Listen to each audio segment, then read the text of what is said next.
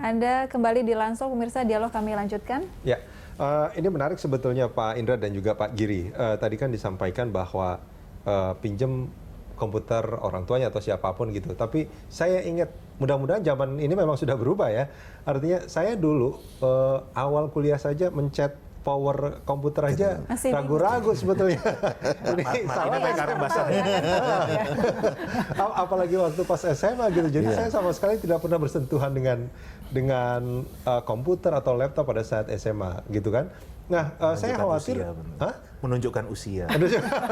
Menunjukkan angkatan. Yang saya khawatir siswa-siswa saat ini SMA gitu dan juga SMP juga masih banyak yang seperti itu, belum pernah mengenal komputer atau laptop seperti itu. Nah, itu benar nggak seperti itu atau gimana? Apa semuanya sekarang sudah sudah bisa, sudah Pak? Native digital semua. Ya, kita asumsikan kan mereka semua ada digital. Kalaupun mereka belum, kita kan ada proses. Jadi ada pelatihannya ada. Jadi seperti sekarang ini sedang ada latihan ujian untuk SMA, minggu kemarin SMK. Nanti ada latihan terus, sehingga paling tidak siswanya itu tidak grogi untuk pegang mouse atau pegang apa. Kan kalau yang sekarang ini kan masih mudah. Tinggal dia milih A atau milih B, milih C atau D. Ya, lebih simpel lah, saya kira tidak begitu. Hanya masalah nanti dia tegang nggak dia megang mouse itu. Tapi kalau dengan ada latihan, saya kira insya Allah tidak ada anak yang gagal gara-gara dia tidak bisa menjalankan mouse-nya itu. Gitu. Kan kalau komputer itu karena teknologi tinggi gitu kan, yang dikhawatirkan salah pencet apa jadi tidak mencet ya, dia tidak mencet Pak. Tidak mencet, dia pakai mouse saja. Pakai mouse. Kalau nanti misalkan ada isi bukannya harus ada yang diketik. Nah, itu kan masih tahun depan Pak. Ya, kita kan mungkin tahun ini hanya multi choice saja. Multiple choice, ya multiple choice. Kita sendiri di Puspendik sudah mengembangkan soal yang mungkin yang banyak juga, yang modelnya ada multiple choice, ada yang nanti drag and drop, ada berbagai macam jenis lah. Dan kita juga ada yang untuk ini perlu diketahui juga bahwa ada listening. Jadi dengan audio, paling bahasa Inggris itu dia harus waktu menjawab dia harus dengan headset mendengarkan soalnya dengan audio. Baik. Ini Mas Indra, penggunaan berbasis komputer ini berarti memang meminimalisir atau zero mungkin ya untuk kecurangan atau manipulatif dari soal ya Mas Indra? Ya nggak ada lah kalau kita bilang zero itu. Artinya kan sama aja kita mengatakan bisa sempurna, itu nggak ada kan. Selama ini ciptaan manusia pasti tidak sempurna kan begitu. Nah, yang tadi ditanyakan sebenarnya poin yang saya sampaikan awal tadi kan. Kalau dikatakan anak-anak gimana udah bisa belum? Ya kan? Justru inilah pentingnya ada komputer di sekolah. Nah, ini kan menarik sebetulnya. Sekarang banyak orang yang keluarga menengah ke atas itu di rumahnya sudah ada komputer, ada laptop gitu. Anak-anaknya terbiasa melakukan hal itu. Tapi juga ada anak-anak yang mungkin baru ketemu komputer atau laptop itu di sekolah. Nah, berbeda dengan ujian tulis. Kalau ujian tulis dia setiap hari melakukan itu, maka dia bisa melakukan itu dengan ahli. Nah, kalau komputer ini kan agak berbeda gitu kemampuan mereka nanti melakukan kemudahan anak menjawab itu kan saya kira tidak akan berpengaruh dengan tingkat kemampuan anak dengan komputer. Kan dia hanya hanya menggunakan mouse untuk pencet A, B dan C aja. Tapi inilah cara mendorong orang Indonesia harus begini harus belajar. Kalau tidak ada UNBK, mungkin sampai kapanpun sekolah-sekolah itu nggak akan pernah punya komputer. Betul. Kayak dulu saya kan kuliah mencet power komputer aja. Ya kan? Sampai kapanpun sekolah-sekolah ini nggak akan punya komputer. Padahal ya tadi anggarannya begitu besar, tapi tidak dimanfaatkan untuk menyiapkan anak-anak di era saat ini, di mana tidak ada satupun pekerjaan di dunia ini yang sama sekali tidak ada hubungan dengan teknologi seperti komputer. Ya, penggunaan komputer mungkin biasa dilakukan di kota-kota besar, tapi kalau kita bicara daerah-daerah terpencil, mereka sangat tidak terbiasa terbatas mungkin penggunaan dari komputernya ya. Nah, justru itu kan yang harus kita dorong untuk ada kan, artinya begini, kita taruhlah daerah paling terpencil di Indonesia ini, ya kan? Apakah pekerjaan di daerah tersebut, katakanlah pertanian atau maritim dan lain sebagainya, tidak berhubungan dengan komputer? Pasti berhubungan dengan komputer kan gitu.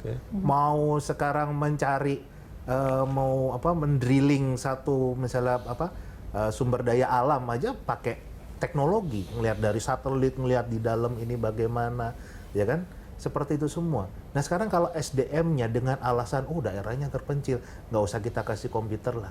Okay. Sampai kapanpun kalau daerah itu sampai maju, yang kerja bukan anak daerah tersebut, akan anak daerah yang sudah disiapkan dengan teknologi ini. Syukur-syukur masih dari Indonesia, kalau dari negara lain, ya kan? Nah ini yang harus kita pahami bersama. Kenapa saya dorong UNBK ini? Tujuannya karena ini jadi mendorong sekolah mau menggunakan komputer untuk pembelajaran, dan ini yang masih minim sekali. Nah itu dia, ketika kita bicara soal bahwa komputer, laptop itu menjadi sesuatu yang bukan hanya perlu tapi penting gitu kan sebetulnya untuk disiapkan di sekolah-sekolah supaya siswa-siswanya juga jadi lebih literasinya jauh lebih baik mengenai hal itu. Kalau kita melihat kondisi saat ini sebetulnya ini kan sesuatu yang baik, tapi apakah sesuatu yang baik ini sudah ditangkap sama pihak sekolah, Pemda, itu bahwa ini harus diterapkan dan kita harus menyediakan anggarannya paling tidak gitu. Atau saya kira ini sudah, harus begitu ini UN udah berjalan, kan udah euforianya sudah mulai berani, banyak pergerakan di daerah Pemda untuk segera menganggarkan maupun nanti diharapkan 2018 sudah tersedia itu. Oke, itu sudah terjadi Pak ya? Sudah gerakan di lapangan sudah mulai kelihatan. Ada antisipasi nggak Pak kalau di 2018 tidak bisa terlaksana sesuai dengan target UNBK ini? Kalau yang kita bicara SMA SMK sepertinya 99% tercapai itu. Oke, ini kan menarik kalau kita bicara soal 99% itu kan ada tahapan-tahapan yang harus dilalui kan. Nah ini tahapannya memang sesuai target semua Pak. Ya. Tahap sekarang kita mulai kan dari tahun yang ini, tahun 30.000 sekian ini kan. Lalu kemudian kan kita akan selalu melakukan latihan atau di dalam semester depan, mulai dari bulan Agustus, September, Oktober, November ini kan akan menggerakkan sekolah-sekolah untuk bagaimana bisa Pemda bagaimana untuk bisa memenuhi kekurangan. Kalau waktu ujian dia bisa menggabung, tapi kalau untuk kepentingan harian, dia pengen untuk siswanya bisa mempelajari IT, kan dia akan terdorong untuk masing-masing sekolah. Dan itu harus dilakukan bukan? Untuk menyiapkan ujian berbasis komputer tadi, sekolah tetap harus menyiapkan hal-hal seperti itu supaya siswanya itu terbiasa kan? Terbiasa menggunakan. Itu yang saya lihat masih sangat kurang sebetulnya malah. Jadi bahkan ini terjadi Pak, kita baru sekitar 3-4 bulan lalu kita bikin FGD tentang bagaimana mengajar menggunakan teknologi. Ya kan?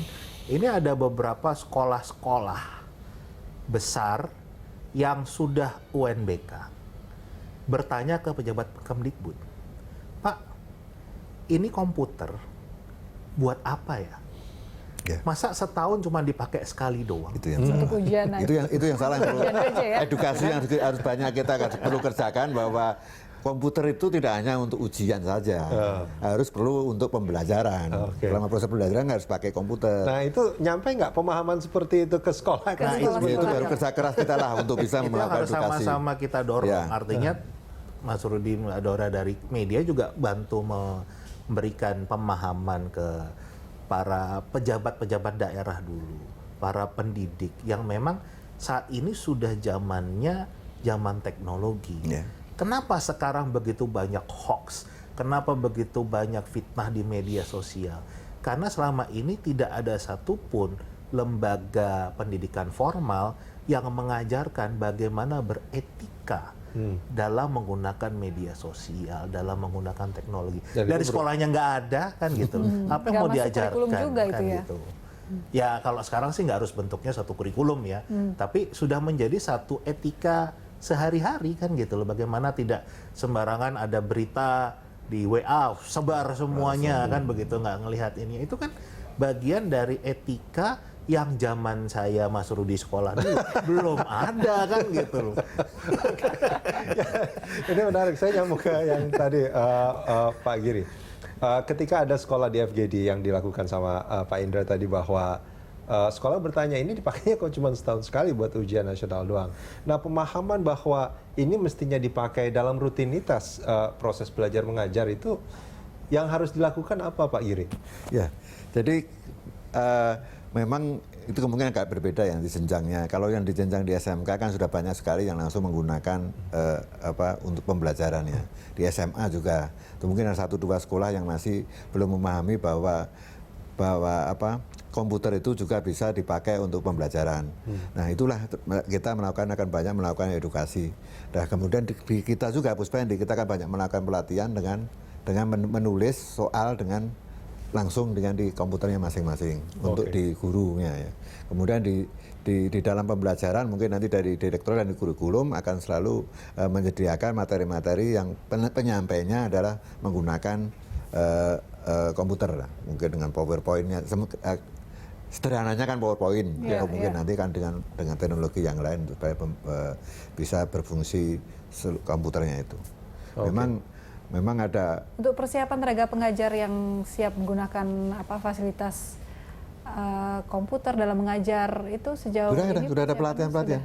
Sudah direktorat itu kan sudah direktorat tenaga pendidikan guru kan sudah mulai pelatihan juga. Nah, bagaimana untuk dia mengoptimalkan guru dalam metode pembelajarannya. Oke, baik. Ya. Kabarnya tahun ini dicoret loh Pak anggaran pelatihan guru itu. Ya.